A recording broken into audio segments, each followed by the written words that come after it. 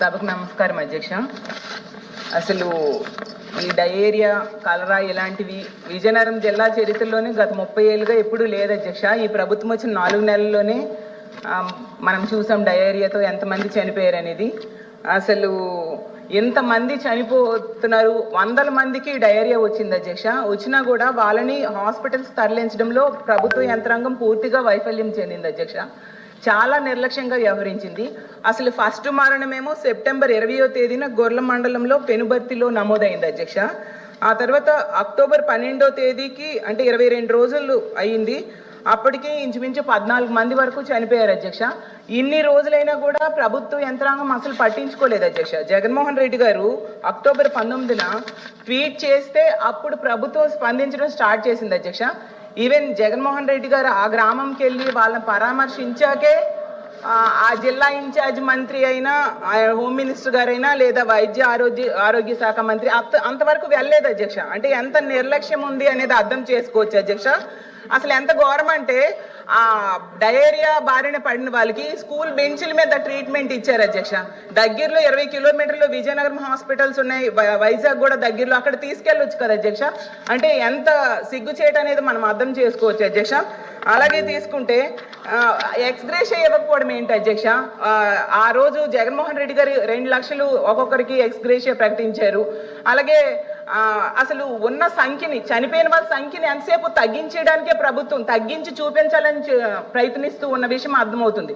ఎందుకంటే కలెక్టర్ గారు ఒకరు చచ్చిపోయారు అంటారు, చంద్రబాబు నాయుడు గారు ఏమో 8 మంది అంటారు, పవన్ కళ్యాణ్ గారు 10 మంది అంటారు. అంటే ఉన్న సంఖ్యని తగ్గించడానికి ప్రయత్నించారు తప్ప దాన్ని ఎలా నివారించాలి, ఇది వాటర్ వలన వచ్చింది, అది ముందు ఆ వాటర్ పొల్యూషన్ ని తగ్గించాలి, వాళ్ళకి మంచి వాటర్ ఇవ్వాలి, దాని మీద దృష్టి లేదు. ఎంతసేపు చచ్చిపోయిన వాళ్ళ సంఖ్యను తగ్గించేద్దాము అనే దృష్టి తప్ప.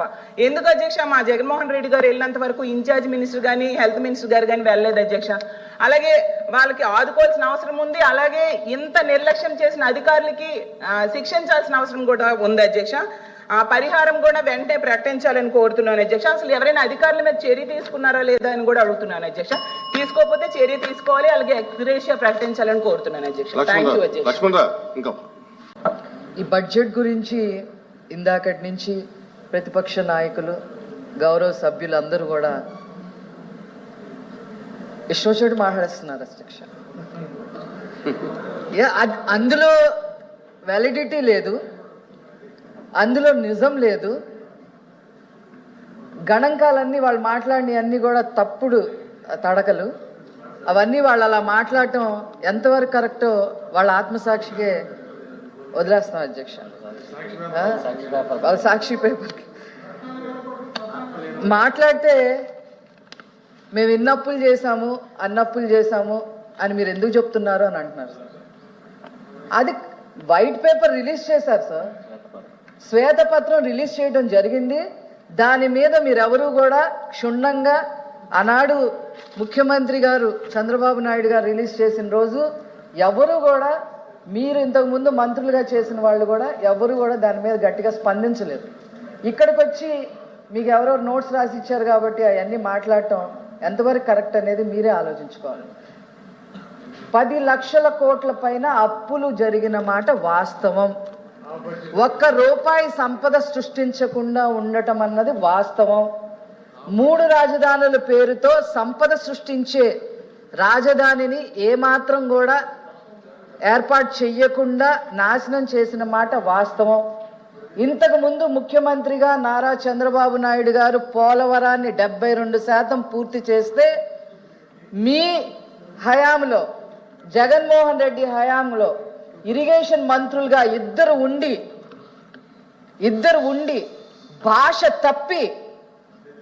భాష కూడా తప్పి 22లో పూర్తి చేస్తాం, 23లో పూర్తి చేస్తాం, 24 అది ఏమి చేయలేదు.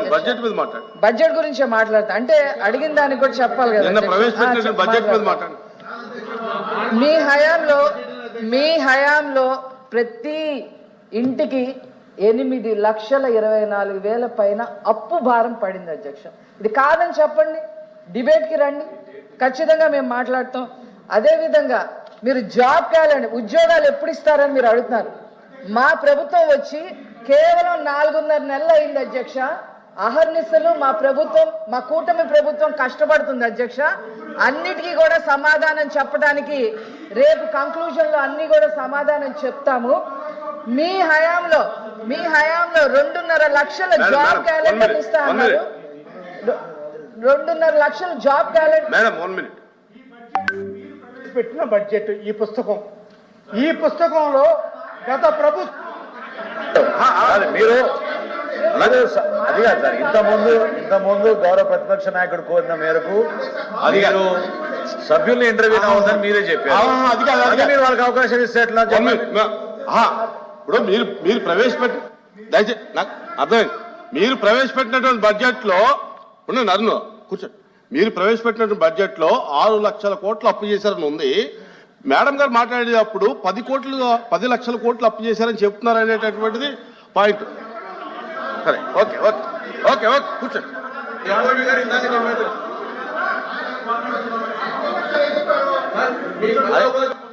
అరుణ్, అది జస్ట్ ఒకసారి లక్ష అధ్యక్ష ఒక్క నిమిషం అప్పుల్లో కార్పొరేషన్ పరంగా చేసిన అప్పులు ఇందులో కూర్చోండి రామారావు, కూర్చోండి. ఇందులో కలవాలి అధ్యక్ష. ఇది బడ్జెట్ గురించి చెప్తున్నారు రామారావు, కూర్చోండి. జాబ్ క్యాలెండర్ కూర్చోండి. ప్రతిదీ పట్టి తీయాలా? అధ్యక్ష గౌరవ సభ్యులు అడిగారు, ఒక మాట అడిగారు అధ్యక్ష. మీరు ఉద్యోగాలు రామారావు కూర్చోండి, వచ్చిన అప్పులు అవన్నీ దొరకట్లేదు అక్కడ రికార్డుల్లో. కూర్చోండి. ఎవరు నాయుడు గారు మీరు ఎవరు? అధ్యక్ష కూర్చోండి అరుణ్, కూర్చోండి. బడ్జెట్ గురించి మాట్లాడటంతో పాటు ఈ ప్రభుత్వాన్ని దుయ్యబట్టడమే పనిగా వాళ్ళు పెట్టుకున్నారు అనేది స్పష్టం అధ్యక్ష. అందుకనే నేను మాట్లాడాల్సి వస్తుంది. మీరు ఎన్ని ఉద్యోగాలు సృష్టిస్తారు?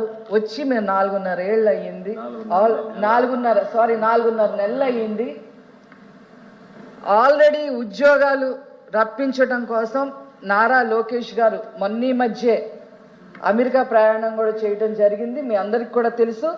నిన్నటికి నిన్న రిలయన్స్ వాళ్ళు వచ్చారు, ఒప్పందాలు చేసుకున్నారు. 2.5 లక్షల ఉద్యోగాలు ఇవ్వటానికి వాళ్ళు ముందుకు వచ్చారు. మీ హయాంలో నేను ఎక్కువ ఈ ఉత్తరాంధ్రకు సంబంధించి బొత్స గారికి కూడా వారి మనస్సాక్షి తెలుసు. మరి ఇక్కడ మరి ఏం మాట్లాడతారు? మీ హయాంలో ఉత్తరాంధ్రలో వచ్చిన పరిశ్రమలన్నీ లూలు గ్రూప్ తో సహా అన్ని గెంటేయటం వాస్తవం కాదా? ఇప్పుడు అవన్నీ మళ్ళీ రివైజ్ చేసుకోవాల్సిన పరిస్థితి వచ్చిందని చెప్తున్నా అధ్యక్ష. తర్వాత అధ్యక్ష మేము చెప్పింది ఖచ్చితంగా చేస్తాము అని చెప్పి ఈ సందర్భంగా తెలియజేస్తున్నాను అధ్యక్ష. జగన్మోహన్ రెడ్డి గారి లాగా బటన్ నొక్కి డబ్బులు వేయకుండా కన్ఫ్యూజన్ లో ప్రజల్ని పడేసే పరిస్థితి ఈ కూటమి ప్రభుత్వం చెయ్యదు అధ్యక్ష. రెండోది అధ్యక్ష, ఇంకోటి చెప్తున్నారు అధ్యక్ష, వీళ్ళు మాట్లాడే ముందు హోంవర్క్ చేసుకొని రావాలి అధ్యక్ష. నేను కొంత హోంవర్క్ చేసుకొని వచ్చాను కాబట్టి చెప్తున్నాను అధ్యక్ష. ఈ బడ్జెట్ ఎంత బాగుంది అంటే మీలాగా మీ హయాంలో 120 పథకాలు బడుగు బలహీన వర్గాలకి సంబంధించి రద్దు చేశారు అధ్యక్ష. ఇక్కడ అలా చేయరు అధ్యక్ష. ఇక్కడ అలా చెయ్యరని చెప్తున్నా అధ్యక్ష. మీ హయాంలో ఆరోగ్య రంగానికి కేవలం 16,207 రూపాయలు మీరు కేటాయిస్తే ఇప్పుడు మొన్న వచ్చిన ప్రభుత్వం ఇన్ని లక్షల కోట్ల అప్పున్న మీరు చేసినప్పటికీ కూడా ఆరోగ్య రంగానికి 18,421 కోట్లు కేటాయించినందుకు ముఖ్యమంత్రి గారికి, కేశవ్ అన్నకి, అందరికీ కూడా కృతజ్ఞతలు తెలియజేస్తున్నాం అధ్యక్ష. అట్లాగే మీ హయాంలో 2023-24లో పట్టణాభివృద్ధికి కేవలం 8,996 రూపాయలు మాత్రమే మీరు కేటాయించడం జరిగింది. అవి కూడా ఖర్చు పెట్టలేదు. కానీ పట్టణాభివృద్ధికి 11,490 కోట్లు కేటాయించడం జరిగింది అధ్యక్ష. అట్లాగే జలవనరుల కోసం మీ హయాంలో కేవలం 10,969 మాత్రమే మీరు కేటాయించి ఖర్చు కూడా పెట్టకపోతే ఇప్పుడు 16,705 కోట్ల రూపాయలు కేటాయించడం జరిగింది అధ్యక్ష. నేను కొన్ని చెప్తున్నా అధ్యక్ష, అన్ని కాదు. రోడ్లు, భవనాలు అధ్యక్ష, రోడ్లు భవనాలకి మీ హయాంలో 2023-24కి కేవలం 8,679 రూపాయలు కేటాయించి అసలు ఖర్చు పెట్టలేదు అధ్యక్ష. ఖర్చు పెడతాను, మీ దగ్గర డబ్బులు ఎక్కడున్నాయి? రోడ్లు అదే మేము ఇప్పుడు 9,554 కోట్లు ఖర్చు పెట్టడం జరిగింది అధ్యక్ష. అలాగే ప్రజల సంక్షేమాన్ని, ప్రజల లా అండ్ ఆర్డర్ని చూసుకునే పోలీస్ వ్యవస్థను కూడా మీరు నిర్వీర్యం చేశారు అధ్యక్ష. ఆ పోలీస్ శాఖకు కూడా ఈనాడు మా కూటమి ప్రభుత్వం 8,495 కోట్లు కేటాయించింది అని చెప్పడానికి గర్వపడుతున్నాం అధ్యక్ష. అట్లాగే ఎస్టీ సంక్షేమం, ఎస్సీ సంక్షేమం, బీసీ సంక్షేమం, వీటన్నిటికీ కూడా మైనారిటీ సంక్షేమం, వీటన్నిటికీ కలిపి మీరు కేవలం 51,000 కోట్లు కేటాయిస్తే ఈరోజు 69,437 కోట్లు కేటాయించడం జరిగింది అధ్యక్ష. ఇందాక ఒక గౌరవ సభ్యులు ఒకళ్ళు పోలవరం గురించి మాట్లాడారు అధ్యక్ష. అసలు పోలవరం గురించి మాట్లాడే ముందు పోలవరానికి సంబంధం లేకుండా ఈరోజు దాదాపు ఈ యొక్క ఇరిగేషన్ ప్రాజెక్ట్స్కి 11,800-500 కోట్లు కేటాయించడం జరిగింది అధ్యక్ష. పోలవరానికి సంబంధించి ఆల్రెడీ దాని మీద పదే కేంద్ర ప్రభుత్వం దగ్గరికి నారా చంద్రబాబు నాయుడు గారు అట్లాగే పవన్ కళ్యాణ్ గారు అందరూ వెళ్ళి ఈరోజు దాన్ని కూడా ముందుకు తీసుకెళ్లే పరిస్థితి తీసుకొచ్చారు అధ్యక్ష. అదే విధంగా అమరావతి కూడా వరల్డ్ బ్యాంక్ నిధులని సమకూర్చి 15,000 కోట్ల వరకు నిధులు సేకరించబోతున్నారు. అమరావతి కూడా పూర్తి చేస్తాం అధ్యక్ష. నేను ఒకటే మాట చెప్తాను అధ్యక్ష, వీళ్ళు ఇన్ని మాట్లాడుతున్నారు, మీరు చాలా బాధ్యతగా మాట్లాడుతున్నారు అని బాధ్యతగా మాట్లాడుతున్నారు అని కనుక ఫీల్ అయితే, నేను ఈ రాష్ట్రంలో ఒక మహిళగా ఒక క్వశ్చన్ వాళ్ళని అడుగుతాను అధ్యక్ష.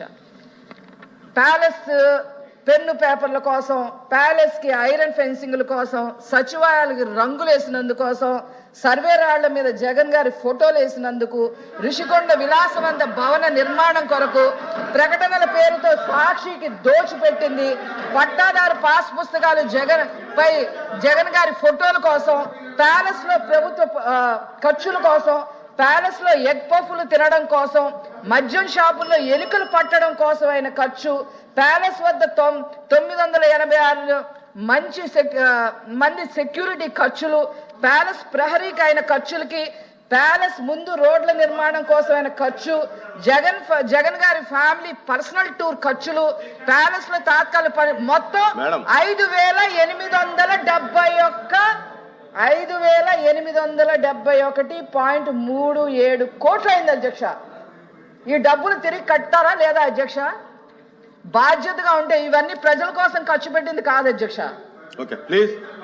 కాదు, వీటికి కూడా మీరు సమాధానం చెప్పాలి, వీటికి కూడా మీరు ఖచ్చితంగా సమాధానం చెప్పాలి అని చెప్పి ఈ యొక్క బడ్జెట్ ఏదైతే కూటమి ప్రభుత్వం ప్రవేశపెట్టిందో దానికి మేమందరం పూర్తి మద్దతు తెలుపుతూ ప్రత్యేకంగా ముఖ్యమంత్రి గారికి, డిప్యూటీ సీఎం గారికి అందరికీ కూడా కృతజ్ఞతలు తెలియజేస్తూ సెలవు తీసుకున్నాను.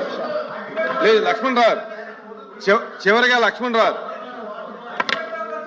ఈరోజు